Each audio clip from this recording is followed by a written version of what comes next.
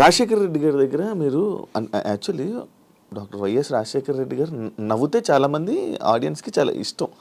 అలాంటిది ఆయన్ని ఎక్కువ నవ్వించింది శివారెడ్డి అనేది అప్పుడు మంచి ఈయన, ఆయన ఎక్కువ ఆ ఫంక్షన్లోనే ఎక్కువ నవ్వారు. దాని తర్వాత వచ్చిన మీకు ఏంటండి ఏమన్నారన్న ఆయన?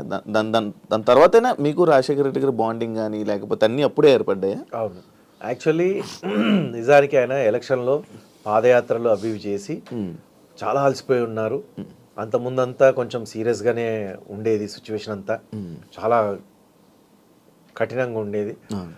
అక్కడి నుంచి వెళ్ళి ఆయన ఫస్ట్ టైం అట్లా రిలాక్స్ అయిపోయి సీఎం అయిపోయి చాలా హార్డ్ వర్క్ చేసి ఉన్నాడు, చాలా టైర్డ్ అయిపోయి ఉన్నాడు మనిషి. సీఎం అయినాక ఫస్ట్ మంత్ సెకండ్ మంత్కో ఈ ప్రోగ్రామ్, సో వచ్చి ఎదురుగుండా కూర్చొని ఉన్నారు. నా ప్రోగ్రామ్ నడుస్తూ ఉంది, అందరు వెనకాల నుంచి ఆపే ఆపే అంటున్నారు. ఆయన వచ్చి కూర్చున్నారు. ఆ అవకాశాన్ని నేను ఎందుకు వదులుకోవాలి? సో నేను కంటిన్యూ చేస్తున్నాను. ఆయన కూడా రాజశేఖర రెడ్డి గారు కూడా చేయని అని చెప్పేసి అని కూర్చున్నారు. మామూలుగా నేను స్టార్ట్ చేశాను మిమిక్రీ.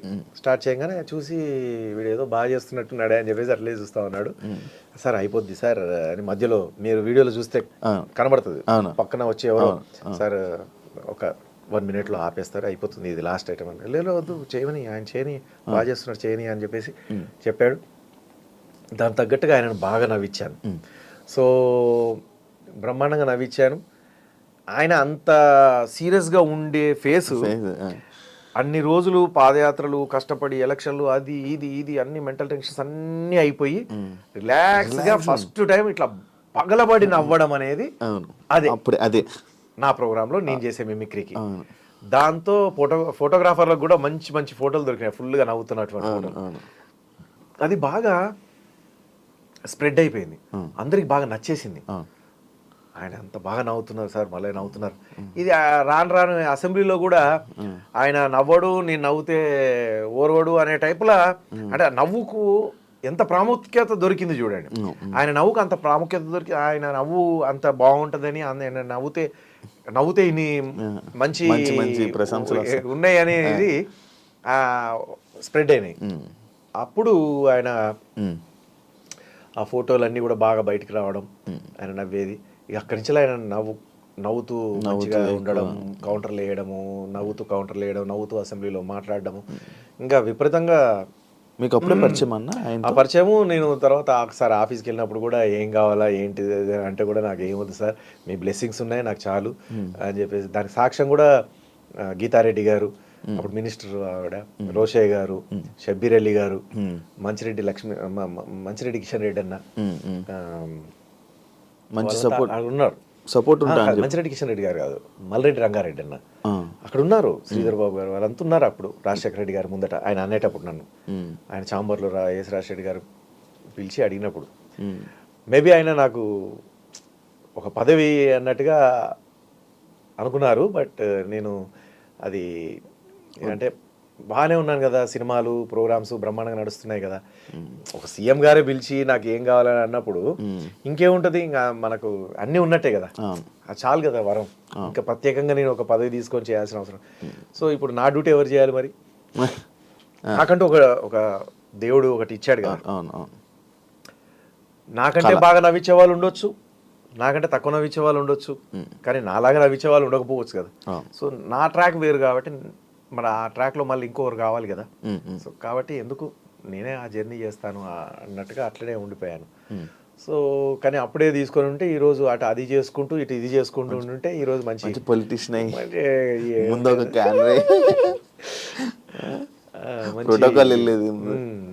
ఇప్పుడు ఇంకా కష్టపడే అవసరం ఉండకపోతుంది. ఇప్పటికి కూడా స్టేజ్ల మీద అంత కష్టపడుతూ ఉంటాను కదా, అంత హార్డ్ వర్క్. నేను ఏదో ప్రోగ్రామ్ పోయినామా, లైట్గా ఏదో మేము బో అన్నామా, దిగామా అన్నట్టుగా ఉండదండి నాది. చాలా హార్డ్ వర్క్ చేస్తాను. మిమిక్రీ చేయడం కాకుండా మళ్ళీ కొద్దిసేపు అక్కడ చూసి ఆడియన్స్ ఏమైనా డల్ అవుతున్నారంటే, ఎవరైనా సింగర్ పాడుతుంటే పోయి ఆమె పక్కన నిలబడి మళ్ళీ నేను పాటలు పాడడం, మళ్ళీ వాళ్ళలో ఉత్సాహం నింపడం కోసం పాటలు పాడుతూ డ్యాన్స్ చేయడం. సో ఇట్లా ఆడియన్స్లోకి వెళ్ళి డ్యాన్స్ చేస్తూ పాటలు పాడడం, ఏదో ఒక రకంగా వాళ్ళందరినీ ఎంటర్టైన్ చేస్తూ మంచిగా హైప్ తీసుకొచ్చేసి ఆ వేదికని మంచి వేడెక్కిస్తాను అనమాట. మీ ఫస్ట్ యాక్టర్గా సినిమా పిట్టల దొర అన్న అలీగఢ్ బ్యాచిలర్స్ బ్యాచులర్ పిట్టల ద్వారా సారీ ఇందాక ఎవరో నాకు అన్న మిమ్మల్ని చూడంగానే ఆ క్యారెక్టర్ గుర్తొస్తుంది అవును, అన్న అని Bachelor. ఎవరో అన్నారు. అవును, అవును. సో టక్కున మైండ్ లో అదే ఉండిపోయింది. పిట్టల ద్వారా ఫస్ట్ సినిమా అలీగఢ్ 1996. ఎలా వచ్చిందన్న ఆఫర్ అప్పుడు నీకు? వేరే ఒక నెల్లూట్ల ప్రవీణ్ చంద్ర గారు అని ఉన్నారు, డాన్సర్ అన్నమాట. ఆయనకి ఆ నేనే పిట్టల దొరని నేనే వెంకటరామనానికి కోరియోగ్రాఫర్గా పిలిచారు. ఆయన నుండి నన్ను శివ నేను ఇట్లా సినిమా అవకాశం వచ్చింది, నేను వెళ్తున్నాను, నా ఎంబడి తోడుగురా అని చెప్పేసి ఆయన కార్లో కూర్చోబెట్టుకొని తీసుకొచ్చాడు హైదరాబాద్కి. అప్పుడు సానయారెడ్డి గారి దగ్గరికి వెళ్తే సానయారెడ్డి గారు ఉండి ఈ అబ్బాయి ఏం చేస్తుంటాడు అని అంటే, ఏం లేదు సార్, మిమిక్రీ కళాకారుడు, కొంచెం స్టేజ్ల మీద అట్లా ఇట్లా జోక్స్ వేసినట్టు. నేను నన్ను నవ్విపించాడు అంటే నవ్వించిన తర్వాత నవ్వాడు. నవ్వి ఇంకేంటి విశేషాలు అని అంటే, ఏమవుదామని ఏం చేద్దామని అంటే, యాక్టింగ్ చేయాలన్నది సార్ అని అన్న. అవునా, ఈ కోరిక కూడా ఉందా? ఉంది సార్. చేస్తావా మా సినిమాలో అంటే, తప్పకుండా చేస్తాను సార్. సరే రైట్ ఓకే వచ్చేసి నేను చెప్తాను, టచ్లో ఉండు అని అన్నాడు. అని ఒక సినిమాలో చిన్న క్యారెక్టర్ ఇచ్చాడు, బాక్సింగ్ రిఫరీగా, బ్యాచిలర్స్ పిట్టల దొర. ఆ క్యారెక్టర్ చేశాను. ఆలీ గారు అప్పుడే పరిచయం. ఆలీ గారు ఫుల్ అప్రిషియేట్ చేశారు. అరే భలే చేస్తున్నాడు వీడు, ఇంతకుముందు ఏ సినిమాలు చేసావు, ఎక్కడ చేసావు అంటే, ఇదే ఫస్ట్ సినిమాకే ఇంత టాలెంటా, సూపర్, కాయ కచోరీ అదే అని చెప్పి గమ్మతైన వర్డ్లు యూజ్ చేసి బాగా చేస్తున్నావురా, కానీ అంత ఎగిరి పడ్డావు చూడు వెనకకి, అది కొంచెం డేంజరు, అది రోపు గీపు పట్టుకొని వాళ్ళందరూ ఎగురుతారు, నువ్వు సినిమాలో చూసి ఇట్లా ఉత్తగానే ఎగురుతారు అనుకోండి. అప్పుడు మరి సినిమాలో ఏం కనబడవు కదన్న రోపులు గీపులు అది అంటే, లేదు అది కడతారు కానీ అది గ్రాఫిక్లో తీసేస్తారు, నువ్వు అట్లా ఎగిరితే పిచ్చోడా తల బలిగుంటే ఏమయ్యేది. అక్కడి నుంచి ఎగిరి వెనకే ఇట్లా ఫ్రంట్ కాదు, ఇట్లా హస్బెండ్ బాబు ఇట్లా గుద్దంగానే ఇట్లా వెనకకి ఎగిరి పడిపోయా. మామూలుగా సినిమాలలో చూస్తుంటాం కదా, డిషుం అనగానే ఇట్లా ఎగిరి పడతాం, డిషుం అనగా టిషుం అనగానే ఆ టైప్లో ఊహించుకొని ఫస్ట్ సినిమా ఆ టైప్లో ఊహించుకొని ఎగిరి పడ్డా. పడేసరికి కొంచెంలో పోయింది, లేదంటే నేల మీద పడుతుండే తలకాయ పోయి. సో ఇందిరాజ గారు పరిగెత్తుకుంటూ వచ్చి, ఆర్ట్స్మెన్ బాబు, సానా యాదిరెడ్డి గారు అందరూ పరిగెత్తుకుంటూ వచ్చారు పడంగానే. అయ్యో ఏమైంది అని అంటే, ఏం లేదు సార్ అట్లా చేయకరా నాయన, దండ పెడ మీ అమ్మ నాన్నలకి మేము ఏం చెప్పుకోవాలా, ఇట్లా చేయకు అది ఇది అని చెప్పేసి అట్లా చేయొద్దు, దానికి వేరే ఉంటారు, డూప్స్ ఉంటారు, వాళ్ళు చేస్తారు అని చెప్పి అప్పుడు తెలిసి వచ్చింది. ఆ తర్వాత మళ్ళా అదే సానయాదిరెడ్డి గారు సర్కస్ సత్యపండు అని ఒక సినిమాకి మళ్ళీ పిలిచారు. దాని తర్వాత అదే సానయాదిరెడ్డి గారు ప్రేమపల్లికి పిలిచారు. ఎందుకు అదే సానయాదిరెడ్డి గారు పిలుస్తున్నారంటే, నాకు వేరే వాళ్ళ దగ్గర పోయి ట్రై చేయడం తెలియదు, మనకేం తెలుసు హైదరాబాద్ కొత్త. ఆయన ఇచ్చాడు, ఆయన్నే మళ్ళీ ఎప్పుడు తీస్తాడు సినిమా సార్ అవకాశం. మళ్ళీ ఆ సినిమా వచ్చిన తర్వాత మళ్ళీ ఇంకో సినిమా ఎప్పుడు తీస్తారు సార్, అవకాశం సార్. అట్లా ఎప్పుడైతే బ్యాచులర్ సినిమాలో చేశానో ఆ చిన్న క్యారెక్టర్, అది బయోస్కోప్ అని మనకు ఇట్లా యాడ్స్ వచ్చేవి మార్నింగే, అది రిపీట్ అయిన యాడే మళ్ళీ రిపీట్ వస్తూ ఉండేది అనమాట. అందులో నన్ను ఈతరం ఫిలిమ్స్ బాబురావు గారు చూసి, అరే ఈ అబ్బాయి ఎవడో బాగా చేస్తున్నాడు, చాలా ఈజీ ఉన్నట్టుంది, వీని పెట్టుకుందాం అని చెప్పేసి ముప్పలేని శివ గారికి ఫోన్ చేస్తే, అప్పుడు ముప్పలేని శివ గారు బాబురావు గారు కలిసి మా ఇంటి పక్కన ఫోన్కి పీపీ కాల్ ఫోన్ చేసి దొరకబట్టి అటు ఇటు చేసి అంటే ఫస్ట్ సానయాదిరెడ్డి గారు ఫోన్ చేసి, సానయాదిరెడ్డి గారు మేనేజర్కి ఫోన్ చేసి, మేనేజర్ పక్కింటి కాల్ చేస్తే, అప్పుడు నేను అడ్రస్ పట్టుకొని అమీర్పేటలో ఆఫీస్, అమీర్పేటకి వచ్చేసి ఆ ఆఫీస్లో పోయి అట్లా నేను ఆ సినిమాలో అమ్మాయి కోసంలో చేయడం. అక్కడి నుంచి ఆనందం, మనసంతా నువ్వే, అవును వాళ్ళిద్దరు ఇష్టపడ్డారు, రకరకాలుగా అన్ని సినిమాల జర్నీ అంతా అలాగే అన్న. మొన్న ఒక టీవీ షోలోని, ఓంకార్ అన్న షోలోని సడన్గా ఎమోషనల్ అయిపోవడానికి రీజన్ ఏంటన్నా? ఇది ఓంకార్ అన్న షోలోని సడన్గా నువ్వు ఎమోషనల్ అయిపోయి, నా జీవితం నేను చాలా సెన్సిటివ్ అండి, చాలా సెన్సిటివ్. నేను ఇంత నవ్విస్తాను కదా, అసలు ఇంత నవ్వించినా కూడా నాకు ఎంత నవ్విస్తానో అంత బాధలు ఉన్నాయి, ఎంత నవ్విస్తానో అంత బాధల్ని మీరు నవ్వే నవ్వులను చూసి ఈ బాధల్ని నేను ఆపేస్తూ ఉంటా. ఇది పనికిరాదు, ఈ బాధ ఈ పెయిన్ తెలియదు నాకు. నేను నవ్వుతూ ఉంటే, మిమ్మల్ని నవ్విస్తుంటే. నాకు చేతి నిండా వర్క్ ఉందనుకోండి, అది వెనక నుంచి ఎవరన్నా ఒక 100 కత్తులతో పొడుస్తున్నా కూడా నాకు ఆ పెయిన్ తెలీదు, ఆ రక్తం కారుతుంది తెలీదు.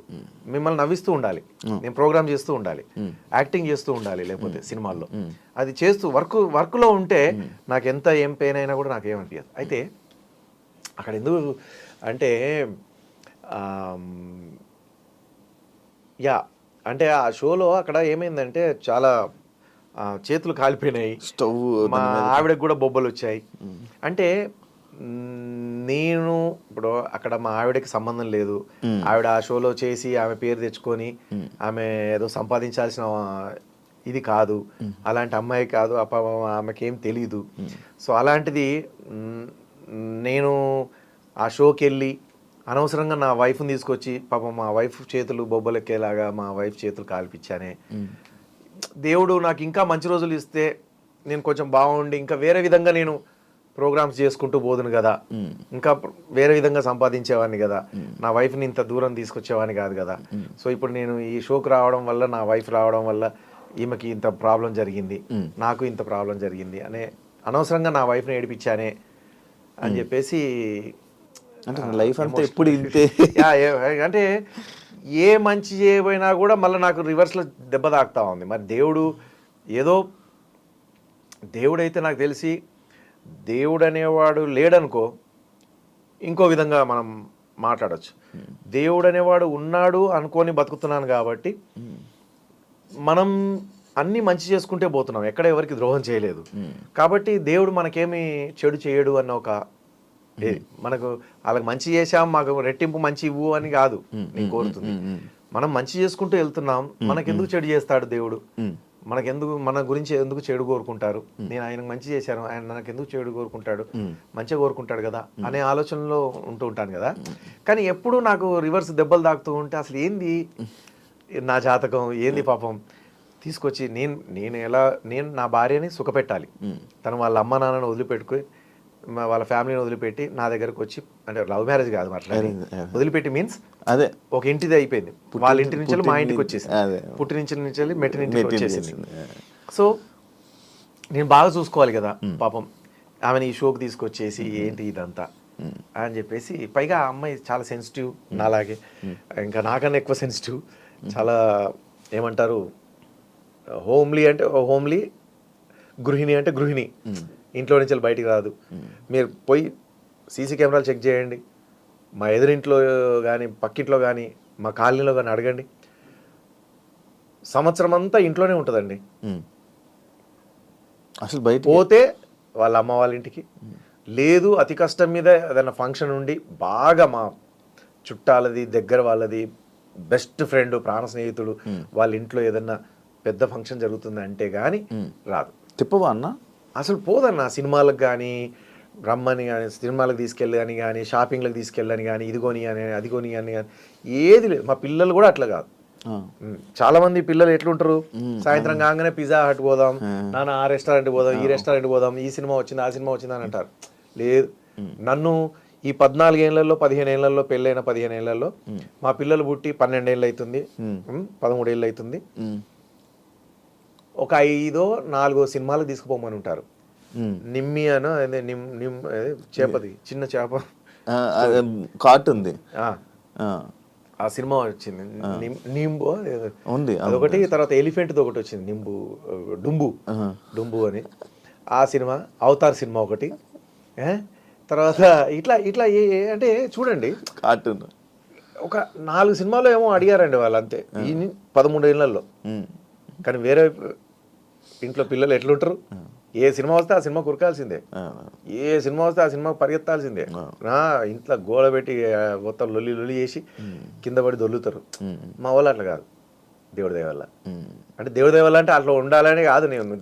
పాపం వాళ్ళు ఏందో మరి, వాళ్ళు పాపం వాళ్ళ స్కూల్ ఏందో రాగానే ట్యూషన్ ఏందో, లేకపోతే ఆ డ్యాన్స్ క్లాస్ ఏందో, ఆ సంగీతం క్లాస్ ఏందో, కథం అయిపోయింది. తింటారు, పండుకుంటారు, మళ్ళీ పొద్దున్నే 6 గంటలకు మళ్ళీ స్కూల్. సో ఇంకా టైం కూడా లేదు పాపం, వాళ్ళు అడిగేది ఎంజాయ్ చేసేంత అడిగేంత కూడా లేదు సిచ్యువేషన్. అన్న ఆఫర్స్ తగ్గడం వల్ల, సినిమాలో ఆఫర్లు తగ్గడం వల్ల, ఈవెంట్లు ఆగడం వల్ల నీలో ఎలాంటి మార్పులు వచ్చాయన్న? మనకు మించి సాయం చేయొద్దన్నది ఒకటి, రెండోది అందరినీ నమ్మొద్దని, మూడోది ఎవరో వచ్చి ఎవరో హెల్ప్ చేస్తారు, మనం చేసిన మంచి పనులకి వాళ్ళు అది అది అది విశ్వాసంతో ఉంటారు, వాళ్ళది గుర్తుపెట్టుకుంటారు అనుకోవడం మూర్ఖత్వం. ఇవన్నీ కాదు, నీ పని నీ కష్టం నువ్వు పడుకుంటూ వెళ్ళిపోవాల్సిందే. ఎవరో వస్తారు, ఏదో హెల్ప్ చేస్తారు, లేకపోతే ఎవరో ఏదో మనం ఆదుకుంటారు, 100 రూపాయలు ఇచ్చినోడు అట్లీస్ట్ 5 NP అన్న ఇస్తాడు అనేది మాత్రం ఉండదు. అట్లా ఉంటారు ఉండరు, కానీ మనం మాత్రం అది ఆలోచించకుండా వెళ్ళిపోవాలనేది ఒకటి మాత్రం బాగా అర్థమైంది. అది ఫస్ట్ నుంచి నాకు లేదు, నేను చేసుకుంటే వెళ్ళిపోయాను హెల్ప్. కాకపోతే ఏంటంటే కొన్ని మాట సహాయం కూడా చేయకుండా, ఎదురుగుండా కనబడితే ప్రేమగా పలకరించకుండా, ఇక్కడ కాళ్ళ దగ్గర కూర్చొని అవకాశాలు అడిగిన వాళ్ళు ఈ రోజు నాకంటే నెత్తి మీద కూర్చొని నాకు వచ్చే అవకాశాలను కూడా వద్దు అని చెప్పి ఈ టైప్లో ఉండి, ఇంకా కొంతమంది అయితే పెద్దోళ్ళు మహానుభావులు వాళ్ళ విజ్ఞతగా వదిలేయాలి. మరి ఇంత కష్టపడి వచ్చాడు కదా వీడు, ఎక్కడనో ఊరు నుంచి వెళ్ళి పల్లెటూరు నుంచి వెళ్ళి వచ్చి ఎన్ని కష్టాలు ఎదుర్కొన్నాడు. ఆ 7 అన్నదమ్ములు, 2 అక్కలు, అంత పెద్ద ఫ్యామిలీ, అంత హెల్పింగ్ నేచర్ వాడు. ఈత కొట్టుకుంటూ ఇంత దూరం వచ్చాడు. వాడిని దొక్కితే మనకేం వస్తుంది, వాడి మీద ఎందుకు మనకు ఈ కన్ను, మనం అవసరం లేదు, వాడు బతుకుతున్నాడు బతకని పాపం అని చెప్పేసి వదిలేయచ్చు కదా. లేదు, అంతే రకరకాలుగా ఉన్నారబ్బా దేశం మీద. అంతే అక్కడ దాకా ఎందుకు, రోడ్డు మీద పోయేటోని వాడు డివైడర్ పక్క నుంచి వెళ్ళి ఇటు మన లెఫ్ట్ సైడ్ కాకుండా ఇటు డివైడర్ మధ్యలో డివైడర్ ఉంటుంది కదా, ఆ రోడ్కి ఈ రోడ్కి మధ్యలో ఉంటుంది చూడండి, మొక్కలు ఆ పెద్ద డివైడర్ ఇటు పక్కకి వెళ్తుంటారు రైట్ సైడ్ నుంచి బైక్ మీద, హెల్మెట్ ఉండదు. కొంతమంది చిన్న పిల్లలు కూర్చోబెట్టుకొని వైఫ్ని కూర్చోబెట్టుకొని పోతా ఉంటారు. బ్రదర్ ఈ పక్కకి ఎందుకు బ్రదర్ అని అద్దం దించి ఆ పక్కకి వెళ్ళండి. ఒకవేళ ఏదైనా లారీ బస్సో తగిలినా కూడా ఇసుకలోనో, ఆ పక్కన షాపు దానిలో, లేకపోతే పక్కన ఉన్న చెట్ల మీదనో లాన్ మీదనో పడతాడు. ఇటు గుద్దుకుంటే మాత్రం ఏమవుతుంది, ఆ రాళ్ళకి, ఆ డివైడర్కి, వెహికల్కి మధ్యలో నలిగిపోతాడు. మళ్ళీ అది రాయి తలిగి మళ్ళీ ఈ టైర్ కిందకే వచ్చి పడతాడు. సో ఇట్లాంటి ప్రాబ్లమ్స్ ఉంటాయి కదా, చాలా చూస్తున్నాము, యూట్యూబ్లో కూడా చూస్తూ ఉంటాం. అని చెప్తే నీ పని నువ్వు చూసుకోవా అని అంటూ ఉంటారు. అంటే గుర్తుపట్టని వాళ్ళు మీరు శివారెడ్డి కదా, నేను శివారెడ్డి సరదా సంగతి రా నాయన, ఆ పక్కకి వెళ్ళు, అనవసరంగా ఇదవుతుంది అని చెప్తూ ఉంటాం. అంటే వాళ్ళకి నచ్చింది వాళ్ళు రిసీవ్ చేసుకుంటారు, ఇష్టం వచ్చినట్టు ప్రవర్తిస్తుంటారు. ఎంతోమంది మీ దగ్గర చేతులు కట్టుకొని లైక్ ఈ ఈవెంట్లకు తీసుకెళ్ళండి, లేకపోతే మీతో వస్తాను అని చెప్పి అడిగి ఈరోజు పెద్ద పెద్ద స్థాయిలో పొజిషన్లో ఉన్నారు. ఎప్పుడైనా అన్న ఎలా ఉన్నావు, అన్న బాగున్నావా, అన్న ఏం నడుస్తుంది, ఎందుకన్నా కనిపించట్లేదు, ఎలా నడుస్తుంది నీ జీవితం అని ఎవరైనా ఫోన్ చేశారా? ఎవరైనా? నాకు తెలిసి అంత పెద్దగా ఏమీ లేదు. బట్ ఓకే, వాళ్ళు హ్యాపీగా ఉన్నారు, నాకు అది కావాలి. బట్ మరీ ఫోన్ చేసి పలకరించే అంత లేదు, కానీ కనబడ్డప్పుడు అయితే హాయ్ అన్న అని చెప్తారు. కొంతమంది కొంచెం బిల్డప్ చూపిస్తూ ఉంటారు. ఇప్పుడు వాళ్ళు స్థాయి మంచిగా ఉంది కాబట్టి ఆ బిల్డప్ చూపించినప్పుడు సరేలే, అవన్నీ దాటుకునే కదా మనం వచ్చింది, పాప తెలియదు, రేపో మాపో తెలుస్తుంది ఆయనకి, మళ్ళీ ఆయనని మళ్ళీ వేరే వాళ్ళు అట్లా చేస్తూ ఉంటారు, అప్పుడు ఆయన బాధపడతాడు. అవన్నీ కామన్ అని చెప్పేసి ఆయనకు తెలిసి వచ్చేటప్పుడు ఎవరిది వాళ్ళకి తెలిసి రావాలి భయ్య, మనం చెప్తే వచ్చేది కాదు. నాకైనా సరే ఏదైనా ఉంది అంటే అది నా అంతటా నాకు తెలిసి రావాలి, ఒకరు చెప్తే వచ్చేది కాదు. అది ఒకరు చెప్తే వస్తుంది, కానీ దాన్ని మనం సీరియస్గా తీసుకొని మనంతటా మన మనసాక్షికి అనుకొని కరెక్టే కదా అనుకొని వెళ్తే అంతా హ్యాపీ. బట్ వాళ్ళు మంచి పొజిషన్కి వెళ్ళారు, చాలామందికి హెల్ప్ చేశాను, చాలామందికి సినిమాలు ఇప్పించాను, చాలామందికి స్టేజ్ షోస్ ఇప్పించాను, చాలామందిని నా కార్లో కూర్చోబెట్టుకొని తీసుకెళ్ళి ప్రోగ్రాంలలో ఎలా చేయాలి ప్రోగ్రామ్స్, జోక్స్ నేర్పించేసి, ఇప్పుడు జబర్దస్త్ అవి ఇట్లాంటి ప్రోగ్రాంలు వచ్చినాయి, శ్రీదేవి డ్రామా కంపెనీ ఇట్లాంటి ఇప్పుడు వచ్చినాయి, అది నేను అంతకుముందే ఎప్పుడో చేసేసాను. సో 2-3 మనుషులను పట్టుకొని పోయేటోని, కామెడియన్స్ని పట్టుకొని పోయేటోని, ఆర్టిస్టులను పట్టుకొని పోయేటోని, స్టేజ్ల మీద జుగల్బందీలాగా ప్రోగ్రాంలు చేసేటోని, జోక్స్ చేసేటోని, అట్లా చాలా చేశా. చాలా మంది తీసుకెళ్ళా, చాలా హెల్ప్ చేశా. చాలా మంది నీ వల్ల మేము ఇల్లు కట్టుకున్నామని, నీ వల్ల నేను ఇంటి లోన్ తీర్చుకున్నానని, నీ వల్ల నేను కారు కొనుక్కున్నానని, నీ వల్ల నేను ఫ్లాట్ కొనుక్కున్నానని, ఇలా ఎంతోమంది సింగర్స్, ఆర్టిస్టులు చెప్పడం జరిగింది, యాంకర్లు చెప్పడం జరిగింది. ఓన్లీ సంతోషం, దేవుడి దయ వల్ల. అప్పుడున్న ఊపులో పైగా అప్పుడు నేను ఇవ్వడం కూడా ఎలా ఇచ్చేవాడిని అంటే, ఒక ఆర్టిస్ట్కి 25,000 ఇస్తారు ప్రోగ్రామ్కి, స్టేజ్ షోకి తీసుకెళ్తే అంటే నేను 30,000 ఇచ్చేవాడిని. ఒక సింగర్కి 15,000 ఇస్తారంటే 16,000 18,000 ఇచ్చేవాడిని. సో ఎందుకు బాగా డబ్బులు ఉన్నాయని కాదు, ఏంటంటే మనం మళ్ళీ పిలిచినప్పుడు వాళ్ళు మనకు ఇంపార్టెన్స్ ఇచ్చి చాలా బాగా, వాళ్ళు కూడా హ్యాపీగా చేశారు, ప్రోగ్రామ్ బాగా సక్సెస్ చేశారు, నా పేరు నిలబడింది, 2,000 ఎక్కువ ఇస్తే తప్పే ఉంది అనే టైప్లో వెళ్ళిపోయేవాడిని. అప్పుడు నేను మళ్ళీ బ్యాచులర్ని, నాకేం డబ్బుతో పని లేదు. కానీ ఇట్లా ఉంటుంది సమాజం, డబ్బులు చాలా అవసరము, ల్యాండ్స్ కొనుక్కోవాలి, తర్వాత పెళ్ళి అయ్యేటప్పుడు పెళ్లి కూతురు వాళ్ళ నాన్న మీకేముంది అని అడుగుతాడు, ఇవన్నీ మనకు తెలియదు కదా.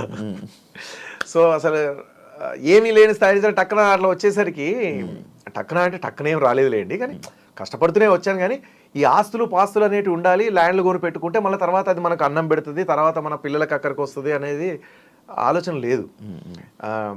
ఇలాగే ఉంటుంది ఎప్పుడు జీవితం అన్న ఆలోచనలో ఉన్నాను. Shivareddy okay, number 1 mimicry artist, చలో సినిమాలు చలో అంటే నేను నాకు ఊపిరి, నా కాళ్ళు చేతులు ఆడినంత కాలం నేను సినిమాలో యాక్ట్ చేసుకుంటూ ఉంటాను, ఇలాగే ప్రోగ్రామ్ చేసుకుంటూ ఉంటాను అని అనుకున్నా. ఆలోచనలో ఉండేది మైండ్ సెట్. అప్పుడు కాదురా అయ్యా, ఒక టైం వరకే నీకు ఒక పొజిషన్ వస్తుంది, అప్పుడే జాగ్రత్త పడాలి, అప్పుడే ఇల్లు దీపం ఉన్నప్పుడే ఇల్లు చక్కగా పెట్టుకోవాలి అనేది అంత ఆలోచన లేకుండే. సో అట్లా కొంచెం నేను పెద్దగా డబ్బుకు ప్రాముఖ్యత ఇవ్వలే. సో కష్టపడ్డాను, మరి అలాంటప్పుడు నువ్వు డబ్బుకు ప్రాముఖ్యత ఇవ్వకపోవడం ఏంది, అంత కష్టాల నుంచి వచ్చావు కదా, రూపాయికి 2 రూపాయలకు కూడా ఏడ్చావు కదా, అన్నానికి ఏడ్చావు కదా అని అనుకోవచ్చు. కానీ కష్టపడ్డాను, డబ్బు వాల్యూ తెలుసు, కానీ నాకు ఎట్లా అంటే అవతల వాళ్ళ బాధలు నా కష్టానికంటే ఎక్కువ మొగ్గు చూపించేవాడిని అనమాట. అందుకని నా దగ్గర ఏమున్నా ఇచ్చేసేవాడిని, దీని విలువ తెలియక కాదు, అంతే. సో అట్లా చేసేసాను. బట్ అన్న ఇప్పుడు నువ్వు నార్మల్గా వేరే డైరెక్టర్ల దగ్గరికి కానీ సినిమా అవకాశాల కోసం వెళ్తావా, అడుగుతావా? ఎందుకు వెళ్ళాలి, చాలాసార్లు వెళ్ళాను, వెళ్తూ ఉంటాను, ఫోన్లలో టచ్లో ఉంటాను. కొంతమంది నెక్స్ట్ ఇయర్ నెక్స్ట్ సినిమా అంటూ ఉంటారు. కొంతమంది రెస్పాండ్ అవ్వరు, మళ్ళీ వాళ్ళ సినిమా ఫెయిల్ అయిన తర్వాత వెంటనే రెస్పాండ్ అవుతుంటారు. వాళ్ళు సినిమా షూటింగ్ చేస్తున్నంత రోజులు రెస్పాండ్ అవ్వరు. మళ్ళీ వాళ్ళ సినిమా సూపర్ డూపర్ సక్సెస్ అయిపోయిన తర్వాత ఎక్కడనో మళ్ళీ ఏదైనా ఫంక్షన్లో కలిసినప్పుడు అరే కలవాల్సింది ముందుగా, మన దానిలో మంచి క్యారెక్టర్ ఉండే అని అంటూ ఉంటారు. ఇట్లా రకరకాలు నడుస్తుంటాయి భయ్యా.